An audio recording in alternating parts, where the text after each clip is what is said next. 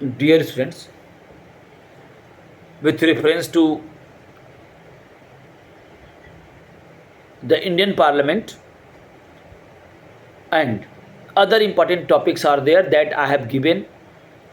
So I would like to discuss these important topic, and you have to write in your copy and revise this one. That will be very beneficial for you.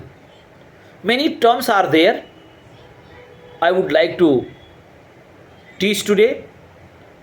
First term is there, interpellation. Interpellation means it is a power given to each and every member of parliament, and member of parliament are authorized to ask question related to the public affairs to the government, and this is a right, this is a privilege. I think you know what do you mean by privilege. Your Mahansar are not allowed to ask question to government in the house, but member of Lok Sabha and member of Rajya Sabha are very much permitted to ask question related to the public affairs. And there are question are 0 hour, okay.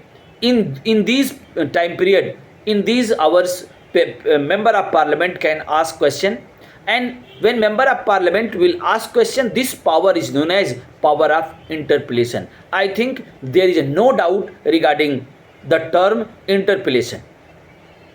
Next topic is there, collective responsibility and individual responsibility. Dear students, I have taught you that council of ministers are collectively responsible to Lok Sabha. One line answer is there, and accordingly you have to write. Suppose if 2 marks questions are there, so in collective responsibility you have to write council of ministers are collectively responsible to Lok Sabha or People House, so then you will get marks. After that, whatever you want you can write.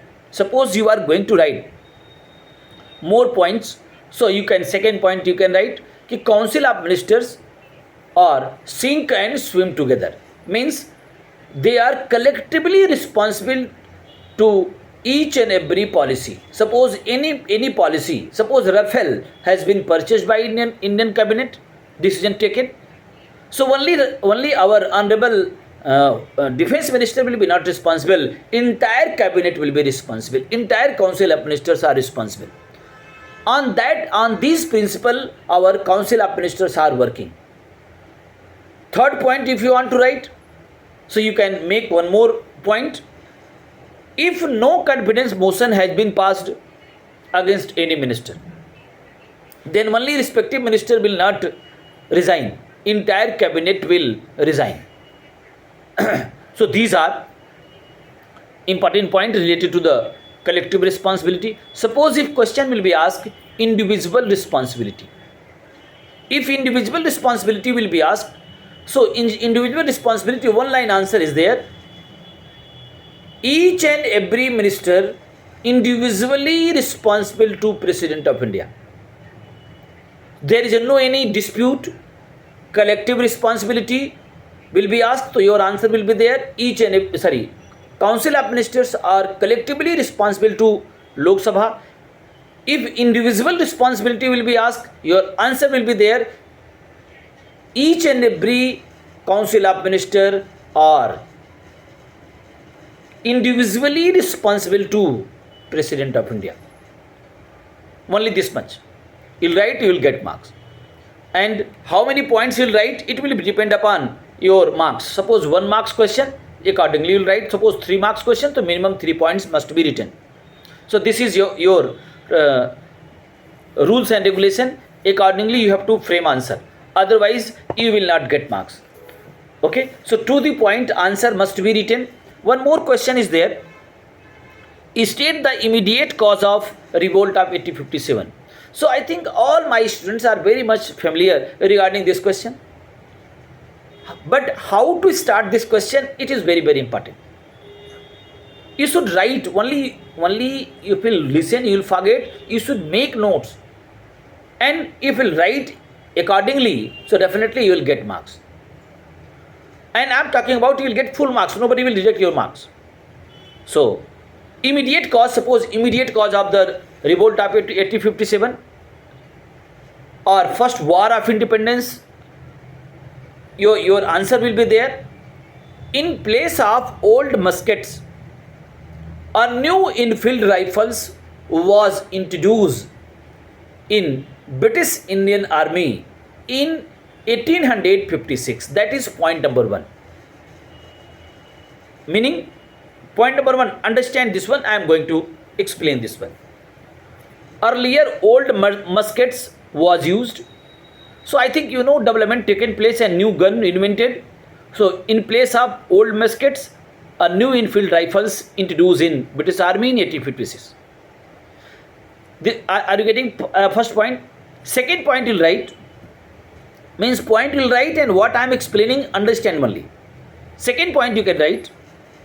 These infield rifles had cartridges. And cartridges had a greased paper. And that greased paper was made of cow and pig fats. It was rumors. Clear? First point I have taught you.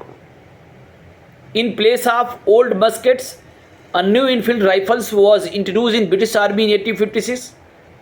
These infield rifles had cartridges. Cartridges had a greased paper. And greased paper was made of cow and pig fats. Clear? If any soldier will use these cartridges, so it will be bitten up, then it will be open, then it will be put in the gun.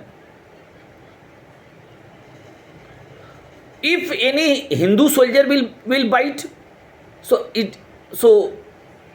his sentiment will hurt, and if Muslim soldiers will bite, his sentiment will also hurt. How will write? Third point, right?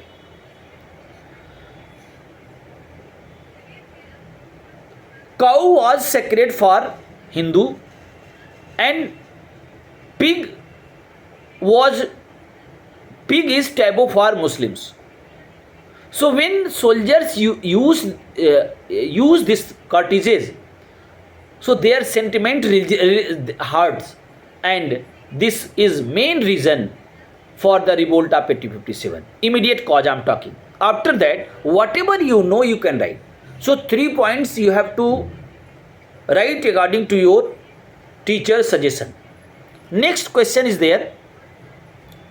What was Purna Swaraj Declaration? Dear children, I am telling today how to frame answer, because all topics I have taught you, and today my basic target is there.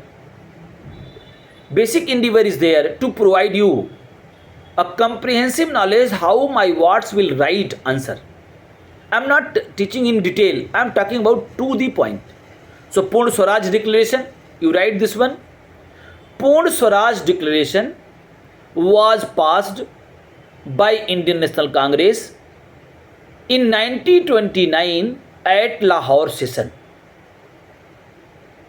By this resolution, the aim and objective of Indian National Congress was declared.